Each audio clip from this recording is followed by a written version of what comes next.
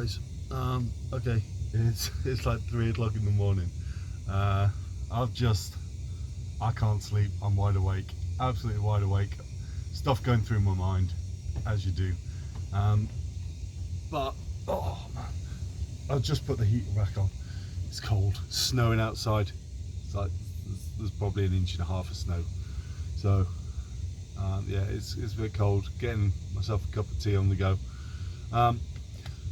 Thought I'd watch a bit of YouTube, get caught up on some of that whilst I can't sleep. What else are you gonna do at 3 o'clock in the morning? Not much, right?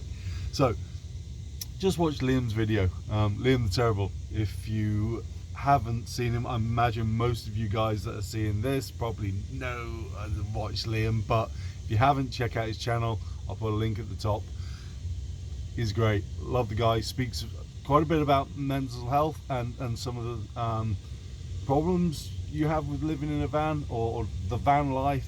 You know, he's very intelligent guy, and so I think he's got, you know, some good valid points, and he's done a video on the stigma attached to van life. What people think when you tell them, I live in a van, you know, full time, and you get, and he rightly says on his channel there that you seem to get this pity, this sympathy that you know, you're doing this because you have nowhere else to go.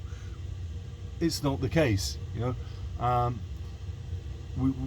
It is a lifestyle choice that we make to do this. It enables us. We live this way because of what it enables us to do. We are able to travel. We have the freedom to be able to go wherever we want. We take our home with us. We're not tied down to any one place. It gives us freedom. It gives us freedom to explore. It gives us freedom to travel. It gives us the freedom to do what we want to do, whether that's, you know, hobbies, whether that's not living a life of slavery as such to work in the 9-to-5 job, or, you know, in my case it was 6:30 till 5, 6:30 till 5:30. You're working 11-12 hour days, 5-6 days a week, and I've done it. I've done management roles, I've done management jobs. That is what it is. You're working 5-6 days a week. You're working 60 odd hours a week, and it got to a point for me, and it's like, you know, you start to think to yourself, I get one shot at life. I get one shot at this. Do I want to spend my time, kettle boiling, do I want to spend my time that I have doing that? Do I want to give my time up, my life up, part of my life anyway, for material possessions? Do I want to spend the next 25 years paying for a house that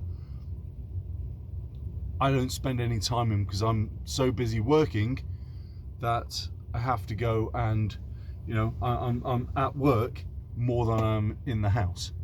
Do I want to spend my time paying off a loan for a car that I drive? I only get to choose to drive to work and drive back again.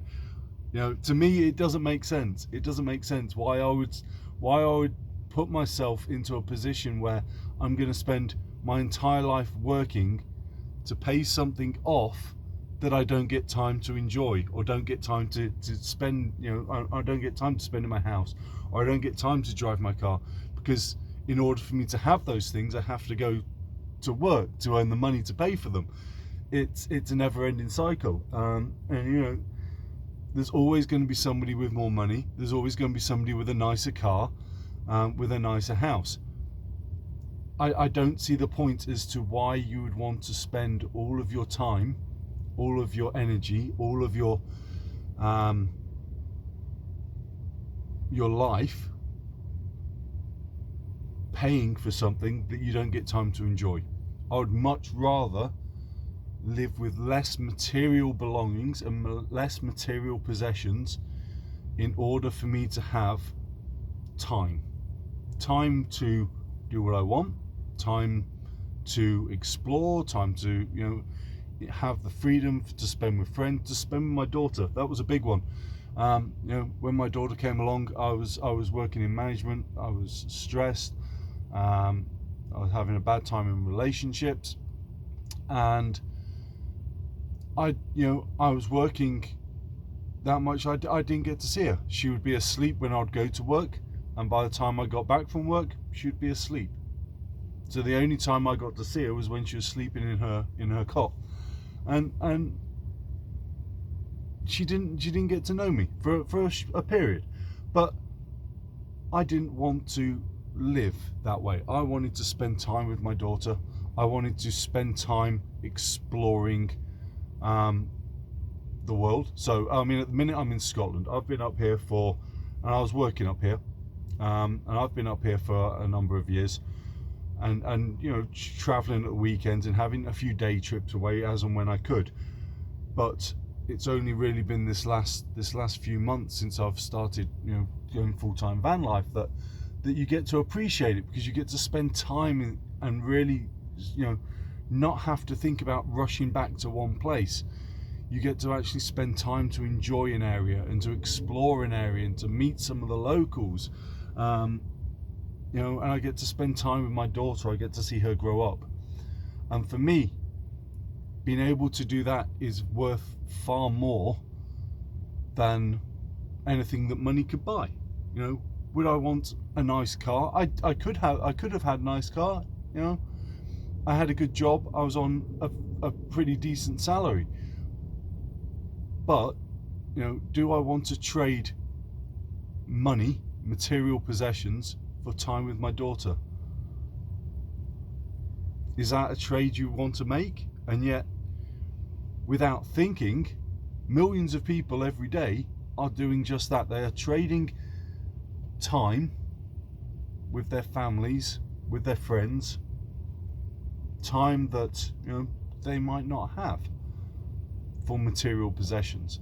So I mean, I've worked hard my whole life. I've always had a job. I've always worked hard. I've always provided for my family. But it gets to a point and you start to think and you start to question a little bit about what you really want in life. What are your priorities?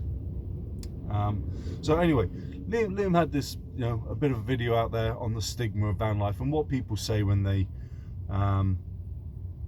hear that you live in a van, and you get, oh no, poor you, we can put you up for a bit, but it's not about the fact that you have to live in a van because you can't afford anything else.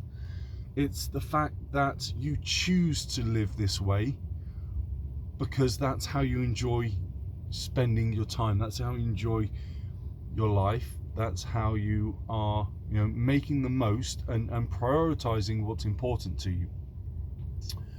And it's not just van life. There's stigmas to a lot of things that I don't, there shouldn't be. I mean, if I came out and said I was gay, if I came out and said I was gay, then I'm sure you'd have people that would accept you no matter what you said. But there'll be a certain set of people, and I can guarantee you, and I'm pretty sure that if I said I live in a van, or if I'm gay, or anything else, if I chose to accept a different way of life from the normal, I think they'd stereotype you regardless. You'd have that stigma that that attached to whatever it is, and it would be a certain set of people, a certain mindset that wouldn't be able to accept it or couldn't understand your choices. And this would go for this will go for whether you said you was gay, whether you identified as a different gender or a different differently, or if you had an alternative sort of lifestyle from what the normal is. Some people can't get it into their head. Some people can't understand, well, you haven't got a house. He said, well, no, I don't need a house. This is my home. This has got everything your house has got. It's got cooking facilities. It's got toilet facilities. It's got lighting. It's got heating. It's got electric. It's got Wi-Fi. It has everything that your house has. It's even got a damn plant. Huh? It's got a plant. Right? It's got everything that your house has got. It's got a bed. It's got, my daughter's got her own little cot built into it. It's got seating areas. It has everything a house has, and yet it's cost me virtually nothing. This van cost me £3,000 5 years ago, and I bought it as a day trip van. So do trips out and do that, and then I started to get do a little bit longer. I took a month and did all down the west coast. So went down the west coast of Scotland. I went down. I did the Yorkshire Dales, did the Lake District, did the Peak District, North, South Wales, Devon, Cornwall, and this enabled me to do that. And I've probably spent maybe 500 quid on it. Bit of wood. I've got one leisure battery in there. I did put the most expensive thing I've bought is a swivel bracket for the front seats. That was probably the most expensive thing I've bought, and they're 100 quid each, two of them, so that's 200 quid. Leisure battery, 100 quid. Inverter cost me 50 quid. Diesel heater, 100 quid. Most of the materials I've used to actually build this are recycled. I've got a lot of wood from pallets. I've got a lot of wood, sort of scrap wood or skip wood that has been thrown away. It hasn't cost me anything. My worktops are made out of a fallen ash tree that a friend of mine milled up for me. Didn't cost me anything. So the whole build, I mean, the blinds behind me are made out of coffee sacks for coffee beans. Again, a local company there. They cost me, I think it was something ridiculous. Like they cost me like less than 5 quid for 6. So I think they was like less than £1 each for them. It's very, very cheaply been able to do this. I've got no debts. I've got no mortgage to pay. I've got no car rentals I have to pay. I pay my Wi-Fi and for my Wi-Fi subscription, my data, my mobile phone, and then my car tax I pay. That's £20 odd a month. My insurance, breakdown cover, but my expenses are so little now compared to what they used to be. I'm not paying out £700-800 for rent. I'm not paying a council tax out.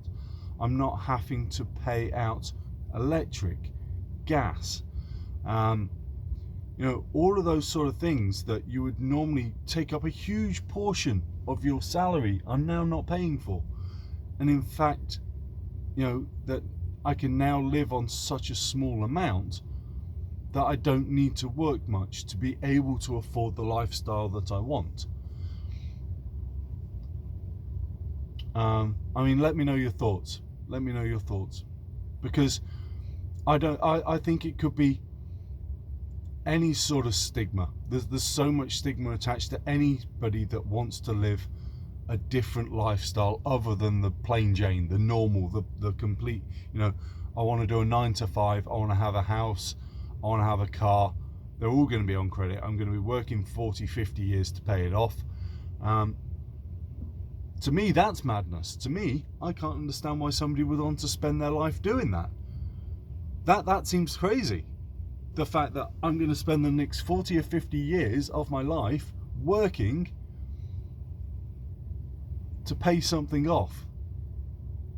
I'm going to spend my entire life, the majority of my life working to pay something off that I can't take with me. I'd rather spend that time making memories with my daughter, making friends, traveling, experiencing life, experiencing different cultures, experiencing different countries. I'd rather spend my time doing that than I would spending all my time working to buy material junk and material possessions that I don't need, I don't want. Let me know your thoughts. I mean, it's 3 o'clock in the morning. I was just watching that, and you know, he's got a lot of good things to say, and a lot of things that, you know, Liam says a lot of things there that, you know, if you watch back through some of his videos, have got a lot to do with mental health, a lot to do with the stigma and the problems that arise when you live in a van, and not just, you know, the stigma tied to it, but things like, you know, you have no fixed address, but you can do, because there's always somewhere you can say, right, this is my base, this is where my post goes to, this is where my bank accounts are registered to. There's always that. You can always find that. But it's the other side, you know. It's all the mental aspect of it.